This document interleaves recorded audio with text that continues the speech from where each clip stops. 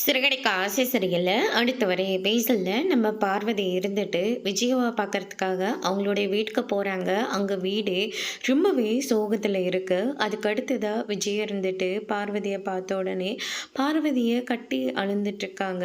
அதுக்கு அடுத்ததா என்னாச்சு விஜயா? நீ ரொம்ப நாளா ஒரு ஃபோன் கூட பண்ணவே இல்ல. நேர்ல வந்து பார்ப்ப.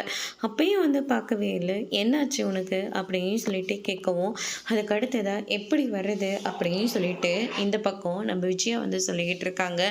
என்ன எல்லாரும் ஒரு மாதிரியே இருக்காங்க. மீனா, முத்து உங்களுக்கு 2 பேருக்கும் என்னாச்சு? விஜயா மறுபடியும் ஏதாச்சும் உங்களை சொன்னாலா? அப்படின்னு சொல்லிட்டு கேட்கவும், அதெல்லாம் ஒன்றும் இல்லை ஆண்டி அப்படின்ற மாதிரி சொல்லிடுறாங்க. விஜயா, எதனாலையும் என்கிட்ட சொல்லவில்லை, இப்போ ஏன் இந்த விஷயத்தை என்கிட்ட சொல்ல மாட்டேன்ற, என்னாச்சு அப்படின்னு சொல்லிட்டு கேட்கவும், இந்த வீட்டை அந்த சிந்தாமணி கூடவே இருந்து இப்படி ஒரு குண்டு தூக்கி போட்டுட்டா அப்படின்ற மாதிரி சொல்லிக்கிட்டு இருக்காங்க. நீ என்னம்மா சொல்கிற? எனக்கு ஒன்றும் புரியல அப்படின்னு சொல்லிட்டு கேட்ட உடனே மனோஜும் விஜயாவும் போயிட்டு ஃபைனான்ஷியல் கிட்ட சிந்தாமணி சொல்லி பணத்தை வாங்கினது.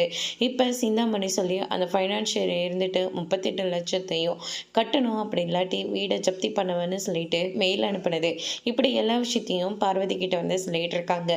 இதுக்காக தான் நான் அப்போவே தலைப்பட அடிச்சுக்கிட்டேன். மீனாவுக்கு எதிராக இருக்கிறவங்கள யாரையும் நீ பகைச்சிக்காத, அவங்க கூட நீ சேரவே சேராதன்னு நான் சொன்னேன். ஆனால் அதையும் மீறி என்னை விட அதை சிந்தாமணி தான் முக்கியம்னு சொல்லி அதை சிந்தாமணி பின்னாடியே போனேன். இப்போ பாரு என்ன ஆச்சுன்னு. சரி, யாரும் எங்கேயும் போக வேண்டாம், எல்லாரும் சேர்ந்து எங்கள் வீட்டுக்கு வாங்க, அவ்வளோ பணம் கொடுக்கறதுக்கு இல்லைனாலையும் வீடு இருக்குது, வாங்க போகலான்னு சொல்லிட்டு கூட்டிகிட்டு போகிறாங்க. அதோடு முடிச்சிருக்காங்க.